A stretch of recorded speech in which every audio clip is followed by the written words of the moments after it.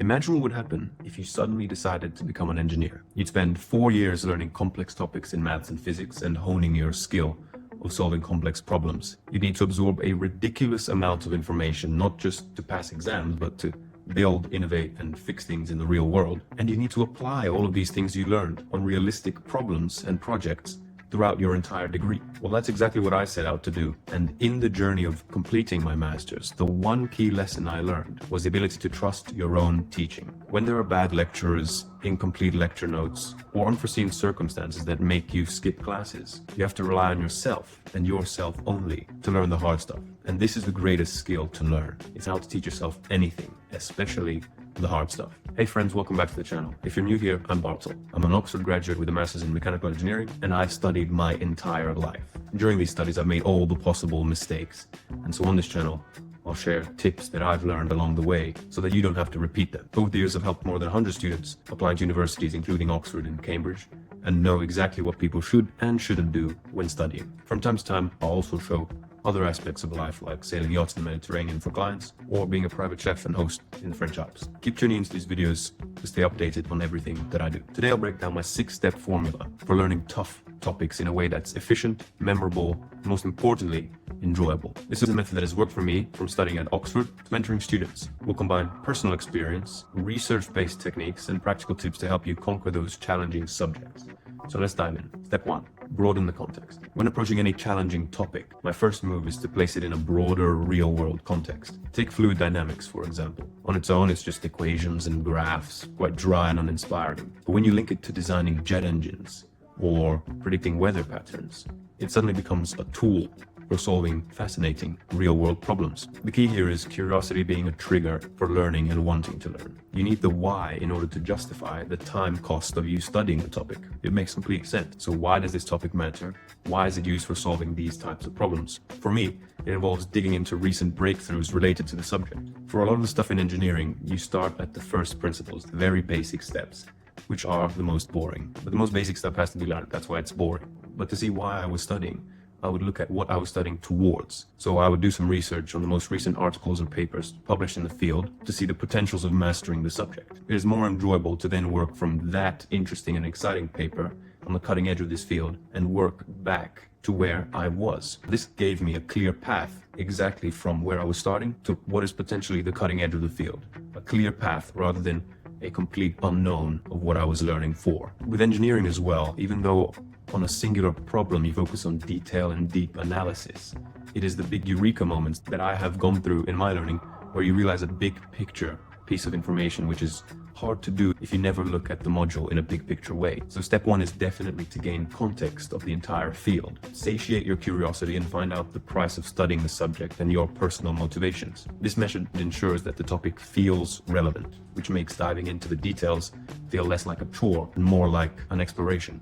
If you're struggling to find the broader context, think about where this knowledge could take you in 5 or 10 years. Could you see yourself in this field in the future? If yes, then great, you have an intrinsic motivation to study. And if no, then oh well, it still needs to be studied. Any information you gain through this method is useful, but one thing is certain, placing the topic in the bigger picture can completely shift your mindset towards studying it.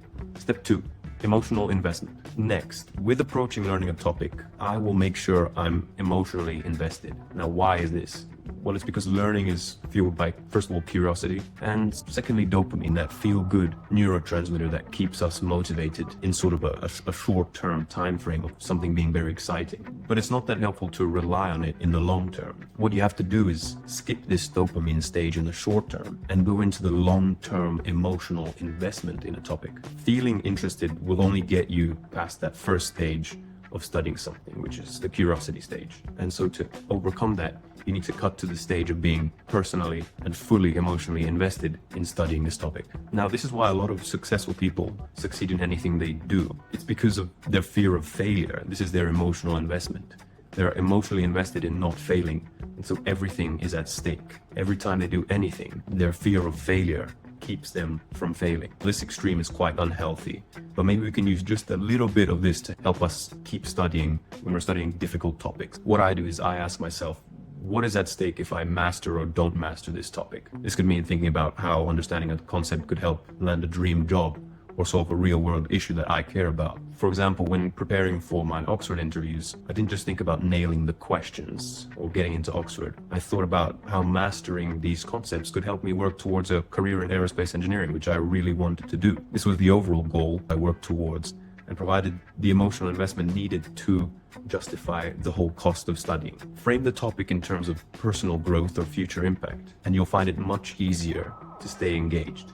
You might also consider creating a visual or written reminder of your goals. For instance, jot down how mastering the topic could contribute to a specific project, career milestone, or personal aspiration. Keeping this tangible reminder nearby can boost your drive when your motivation dips. And another thing this does is, by elimination, show everything that doesn't help you work towards that goal in your life, or that doesn't fit into what you are emotionally invested in. But again, if it's something you need to study, it's something you need to study. Now, you will not be emotionally invested in everything, so hack your brain and find ways of forcing it, just a little bit, but not too much. Step 3, doing a deep dive. Curiosity-driven learning. Here's where things get interesting. When learning a difficult topic, there are no rules, even if a lot of people want to prescribe them. There are textbooks with numbered chapters. First read this, then this, and then this. Everything is already given to you, and so is the way in which you'll study it. But this is the way that the author best saw to study it, and you and the author are not the same person. Now, instead of forcing myself to read entire textbooks front to back or follow rigid course outlines, I let my curiosity guide me. I identified one specific aspect of a topic that piqued my interest and dove into that first. For example, when studying control systems, I first explored PID controllers, which is quite far ahead in the syllabus, because it looked cool. I didn't realize I missed some understanding of basic control concepts, so I flicked back to earlier chapters in my textbook and filled these gaps in. And then I would go back and read some more, and then go back and understand some more. I would jump between related questions, constantly asking why or how. And this approach made learning feel like solving a puzzle rather than a chore in a prescribed way. It just felt right. And it's actually backed by research. Actively seeking answers helps you retain information far better than passively reading a topic. The key is to make connections as you go and do it actively. So for instance, when you're diving into a specific subtopic, think about how it relates to the broader picture. How does understanding this detail help you solve the larger problem? By doing so, you're creating a mental web that ties everything together, making it easier to recall later. And in the process, you make everything a lot more enjoyable as well. Step 4, practice and application. Once I've explored the topic, it's time to test myself. This can mean solving engineering problems, writing code, or even teaching the concept to someone else. The act of applying what you've learned reinforces the material and highlights gaps in your understanding. For my students, I always recommend tackling problems head on. Struggle is good. It's where real learning happens. And most importantly, try before you are ready.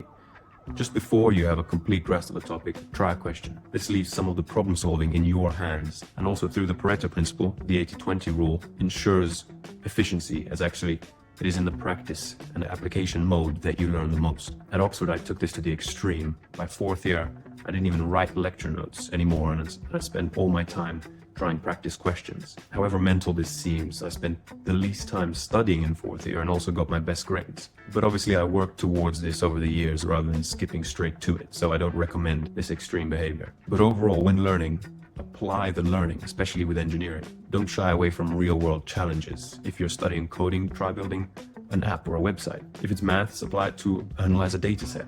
The more you use what you're learning, the deeper it sticks. And do it before you are ready, as you learn best in this way. Step 5, spaced repetition and reflection. Now this is where many people stumble.